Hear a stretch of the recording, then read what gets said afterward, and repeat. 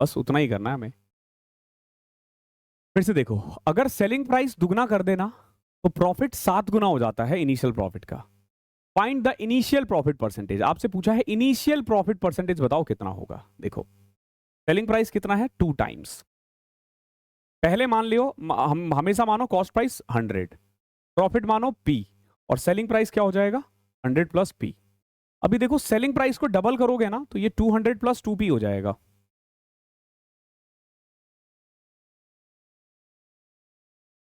ठीक है, profit will be 7 times. मतलब ये कहने की कोशिश कर रहा है कि 100 प्लस 7P जो है ना वो 200 प्लस 2P के बराबर है। कॉस्ट प्राइस प्लस प्रॉफिट, नया प्रॉफिट इतना है, नया सेलिंग प्राइस इतना है।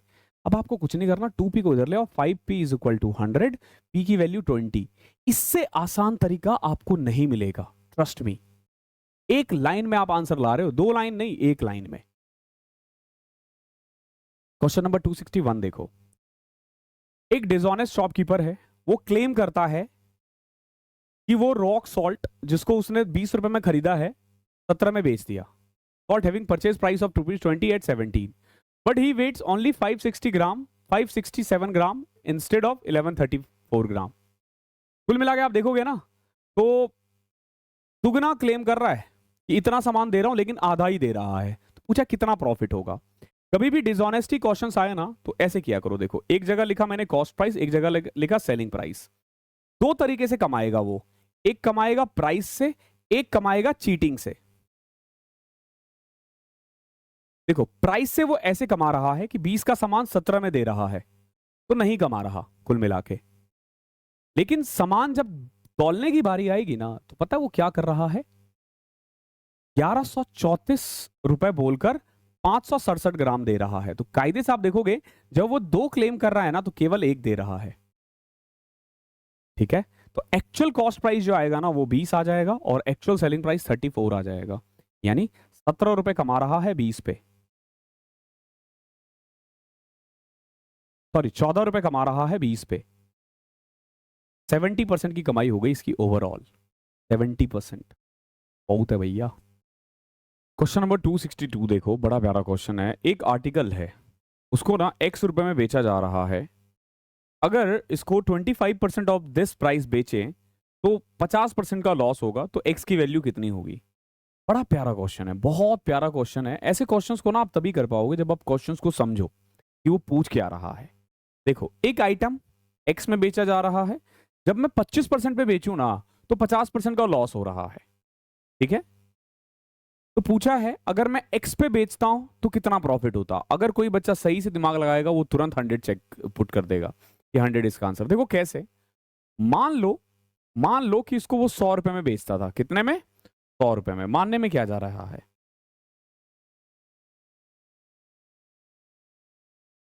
मान लिया मैंने कि 100 रुपए में बेचा। ठीक है,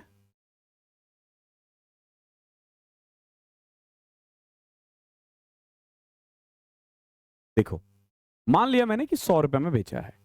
अभी देखो, अगर इसके 25% पे बेचे ना यानी 25 रुपए में, तो उसे 50% का लॉस होता है।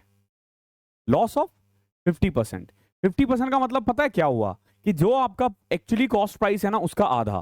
तो एक्चुअली कॉस्ट प्राइस कह सकते हो 50 रुपए है। क्यों भाई, क्योंकि उसका आधा में बेच रहे हो आप। तो एक्चुअल कॉस्ट प्राइस है 50, आप अगर 100 में बेचते तो आप कितना कमाते, 50। 50 का 100% है। ये क्वेश्चन इजी नहीं कह सकते आप इसे, बहुत ट्रिकी है। हर बच्चा नहीं कर पाएगा, लेकिन जिसने थोड़ा बहुत भी दिमाग लगा लिया वो कर लेगा। ठीक है, क्वेश्चन नंबर 263 देखो, the selling price of 30 books is equal to purchasing price of 36 book. ठीक है, देखो selling price of 30 book is equal to cost price of 36 book. तो यहां से आप देखोगे सेलिंग प्राइस और कॉस्ट प्राइस का रेशियो क्या आ जाएगा, 36/30 यानी 6/5। यानी कॉस्ट प्राइस है 5, सेलिंग प्राइस है 6, 1/5 का प्रॉफिट हो रहा है, विच इज इक्वल टू 20%। ये इजी था, इसमें आपको ज्यादा दिमाग लगाने की जरूरत नहीं है। 264 देखो, एक ट्रेडर ने ना एक वाटर कूलर खरीदा है 56,000 का। और 81% का डिस्काउंट दिया है मार्क प्राइस पर, और फिर भी 71% कमाया है। तो पूछा मार्क प्राइस कितना होगा। तब से हमने कितनी बार कर दिया कि अगर किसी भी क्वेश्चन में डिस्काउंट और प्रॉफिट एक साथ हो तो कॉस्ट प्राइस और मार्क प्राइस का रेशियो होता है 100 माइनस डिस्काउंट 100 प्लस प्रॉफिट। यानी कि आपने क्या कर रखा है, आपने कर रखा है 19 रुपए का सामान 171 रुपए मार्क्ड। ठीक है, 19 रुपए का सामान 171 रुपए मार्क्ड। पूछा मार्क प्राइस कितना होगा। ठीक है, 19 गुना 9 होता है ना 171, यानी इससे 9 से मल्टीप्लाई करना पड़ेगा आपको। ठीक है, 9 से मल्टीप्लाई करना पड़ेगा।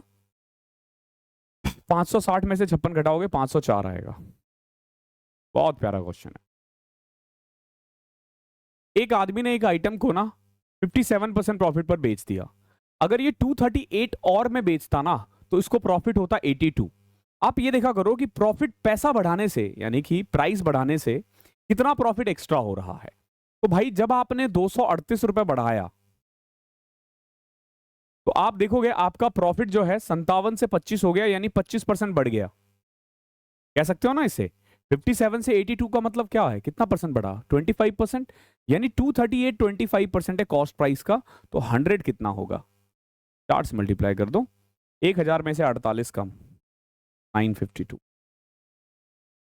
यहां देखो फिर से, selling price of 20 book, selling price of 20 book is equal to purchase price of 6 book. तो अब आप देखोगे सेलिंग प्राइस अपॉन में cost price, selling price upon में cost price is equal to 6/20 यानी 3/10। यानी कॉस्ट प्राइस है 10, सेलिंग प्राइस है 3। आप देखोगे नुकसान हो रहा है कितना, 7 का, किस पे, 10 पे, 70% का लॉस हो रहा है।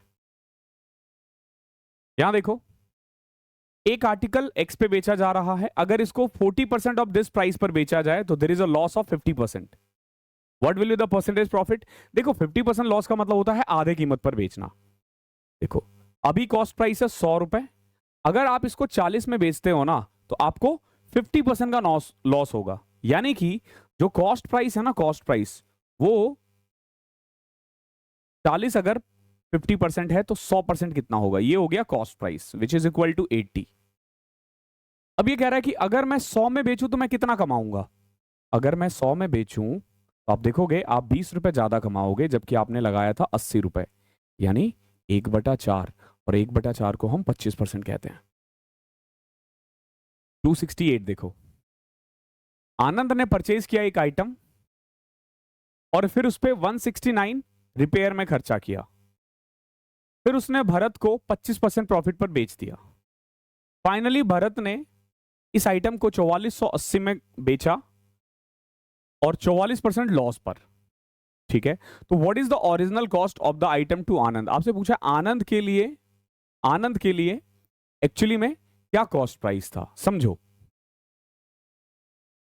एक्चुअल जो कॉस्ट प्राइस होता है ना, वो खरीदने के बाद जो आप खर्च कर रहे हो ना, वो भी उसमें ऐड हो जाता है। ठीक है, वो भी उसमें ऐड हो जाता है। तो अगर आप गौर से देखोगे तो टोटल कॉस्ट आनंद के लिए मान लेते हैं 4 रुपए, तो उसने इसको 5 में बेचा। आनंद ने 4 में खरीदा और भरत को 5 में बेच दिया। ठीक है, अब भरत ने 44% लॉस पर बेचा। देखो 44% लॉस का मतलब पता है क्या है, 100 रुपए का सामान 56 में बेच देना, यानी 25 रुपए का सामान 14 रुपए में बेच देना। यानी इसने क्या किया, 25 रुपए का सामान 14 में बेच दिया। किसको, मान लो किसी थर्ड पर्सन कस्टमर को। तो आप यहां देखोगे जो सामान एक्चुअली में 100 रुपए का था ना, भरत को 125 का पड़ा और 70 रुपए का भरत ने बेच दिया। तो ये जो आप देख रहे हो ना 4480, ये वैल्यू होगी 70 की, तो 100 की कितनी होगी। तो 7 से घटा, 7 6 42, 7 चौक 28, 6400। अब बहुत बच्चे टिक कर देंगे इसे। ठीक है, कायदे से आंसर भी यही होना चाहिए, लेकिन एक चीज ध्यान रखो इसमें, इसने क्या बोला है ना कि ओरिजिनल कॉस्ट क्या था, तो ओरिजिनल कॉस्ट में आपको 169 माइनस करना पड़ेगा। तो 6231 इज योर आंसर। ये वो कॉस्ट है जो रिपेयरिंग के बाद आया है, ये वो कॉस्ट है जो रिपेयरिंग के बाद आया है। 269 देखो, the percentage profit earn by selling a table lamp for 214 is equal to percentage loss incurred by selling the same table lamp for 146। तो पूछा है कि अगर कितने में बेचे कि 55% प्रॉफिट हो। सबसे पहले देखो ये क्या कह रहा है कि जब 214 में बेच रहे हो ना, उतना ही प्रॉफिट हो रहा है जितना 146 में बेचने पे लॉस हो रहा है। ठीक है, कभी भी इक्वल आ जाए तो समझ लेना कि कॉस्ट प्राइस जो है ना वो इन दोनों के बीच में है। कॉस्ट प्राइस इन दोनों के बीच में है, तो 360 बटे में 2, इनको ऐड करके 2 से डिवाइड कर दो, बस। ये क्या आ गया? Cost price. अब बोला है कि अगर 55% प्रॉफिट पर बेचना हो तो 55% प्रॉफिट बेचने का मतलब है कॉस्ट प्राइस का 155% होना। ठीक है, अभी देखो 0 से 0 गया, 2 से कटा 18, 5 से कट करोगे 31, 2 9, 31 इंटू में 9 कितना होता है? 279।